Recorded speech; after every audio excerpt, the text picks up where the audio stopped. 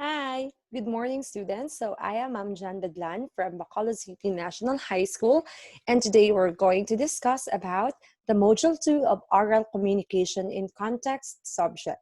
So the Module 2 talks about the models of communication. So here, I'm going to share screen with you and discuss, and I will try to elaborate the different models of communication and we're going to share insights and at the same time experiences in the different lessons that we're going to have today.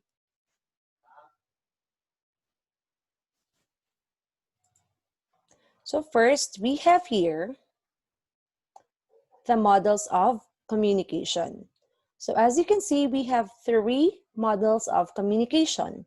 The first is the linear, second is the interactional, and third is the transactional model.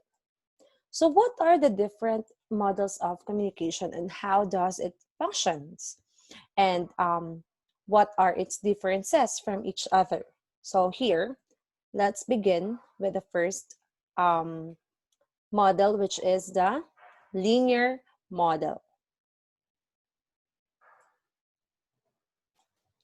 So the linear model views communication as a one-way or linear process in which the speaker speaks and the listener listens. So here, as you can see, there are three arrows. So the arrows goes to one direction only. So this is one way process in which the speaker speaks and the listener listens to the speaker. So for instance, let me give you one concrete example for this one. So for example, the priest giving a homily in the mass. So in the mass, the people are just listening to the priest's homily, right? And the priest gives reflections, gives advices, and shares the gospel to the people. Well, the people are just merely listening to the priest. And take note, there is no interaction in between because this is just only one way, or that this is an example of linear model of communication. Okay? Now, let's proceed to the second model of communication, which is the interactive models of communication. So interactive model is, it takes into consideration feedback from receiver. Thus, the message from this model originates from two sources. The first one is the message from the sender, and the second one is the feedback from the receiver. Like for example, um, the teacher is delivering her lesson. So the student is listening to the lesson, and the students ask questions from the lesson that he has been listening to, and then based on the feedback, the sender answers the question of the student, and the student listen to it and then ask another question. So there is interaction because there is feedback coming from the receiver, and the cycle goes on. Okay? Next model is the transactional model of communication. So in transactional model of communication, it captures the dynamic process between the sender and the receiver and their complex relationship.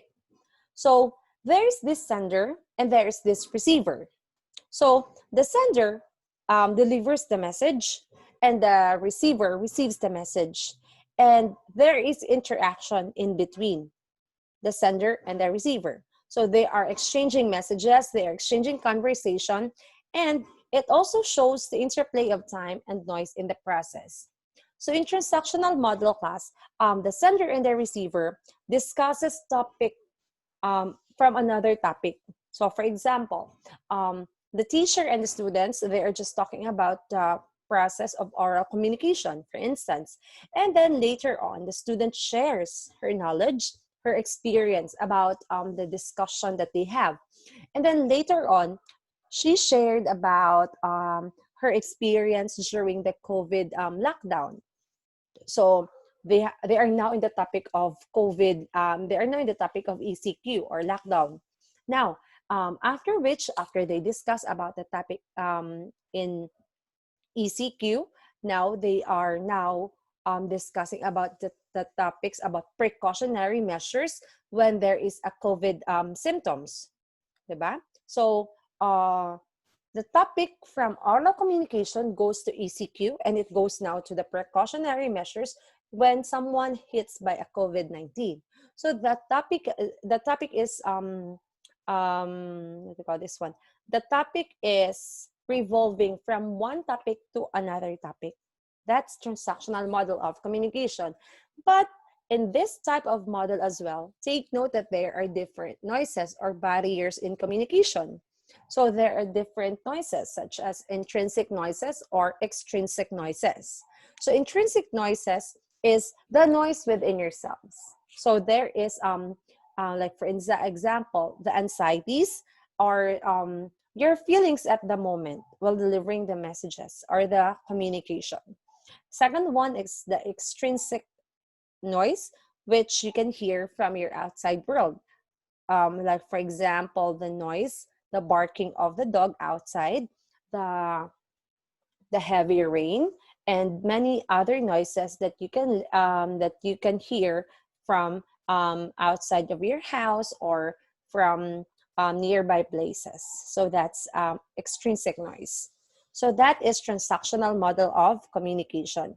Just take note that that transactional model is a dynamic relationship between the sender and the receiver, while the interactive model is just between the sender and the receiver, and the feedback and then goes back to the sender and it goes back to the receiver. It's just a cycle. While in linear model of communication, this is just only one way, or this is just the speaker only speaks while the listener listens to the speaker. Next, let's go now to the different models of communication.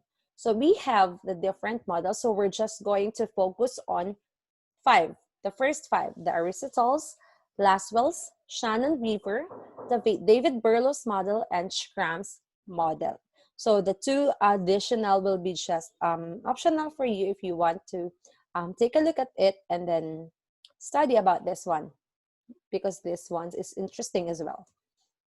So we have here Aristotle's model of communication. So in Aristotle's model of communication, this can be considered as a linear model of communication. Why? Because here in Aristotelian's model of communication, the speaker sends the message to the audience. So the speaker is delivering the message to the audience, but there is no feedback. No? So there, the speaker is not expecting feedback from the audience.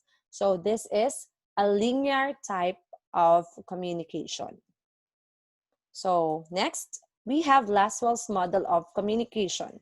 So from Aristotelian's model, Laswell's modified his type of model of communication. So what did he do? He made some what do you call this one? Specifications. Like for example, who or the sender or the communicator says what? It's the message. So in what way does the message has been transmitted? So in what medium of communication? So he added channel. So when we talk about channel, it is the means of communication that that the sender is using to transmit the message to the receiver. So for instance, the sender wants to deliver a message through messenger. So the sender is using messenger as his channel of communication so that the receiver will receive a message through his messenger as well. And the feedback, or with what effect, or the feedback of the receiver will be also transmitted to the same channel. And that channel is the messenger. So the cycle still continues. So the sender, the message, the channel goes to the receiver, and the receiver gives feedback, and the feedback has been transmitted to the same channel, and the message is being also received by the sender. So it's still a cycle. Okay, next, let's go to Shannon and Weaver model. So take a look at it, that there is an enclosed parenthesis that says it is designed for telephone and radio communication. So in Shannon and Weaver class, there is this information or source. So the sender transmits the message. So there is a transmitter of the message, and then there is this noise source. So as what I had told you a while ago, that noise refers to physical noise we hear from the environment and noise we hear within ourselves, such as our low self-esteem or our anxieties or our personal problems that may affect our communication. So information source is being transmitted, the message is being processed through transmitter, and it will also be affected by the noises, and then it will be received by the receiver to the specific destination. So if there is a signal on the area, they can definitely receive the message. But if there's none, of course, they could not receive the message, because in radio and telephone, they are using frequency to send the message. So if there's no signal, so they could not, of course, they could not receive the message. So as you can see in Shannon and Weaver model, there's no feedback, right? So take a look at that model. In here, there's no feedback. It's just information source, the transmitter, the noise source, the receiver, and the destination where the message is being sent. Next, we have the David Berlow's model of communication.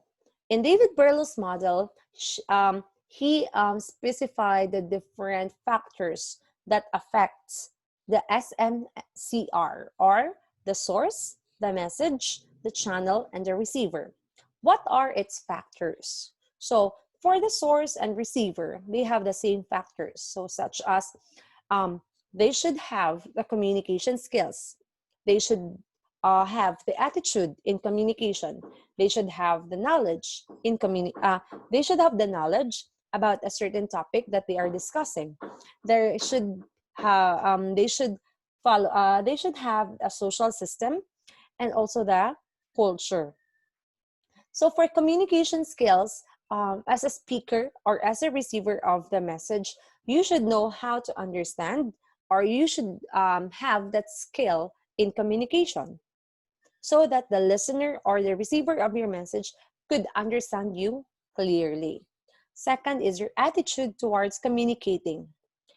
When communicating, you should always bear in mind the attitude, your attitude when delivering a message.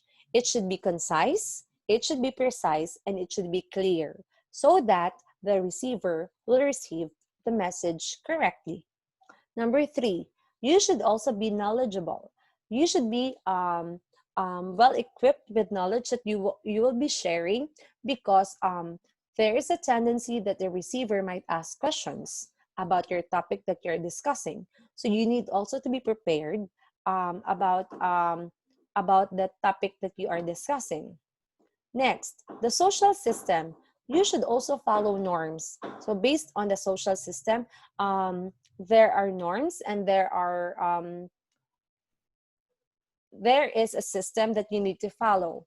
Next, culture. What culture you're, for example, for culture, you also need to learn about culture when delivering a message. For example, you are talking in a different nation.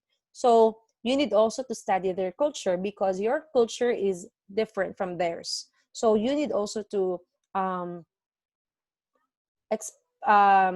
you need also to know what are the do's and don'ts of their nation.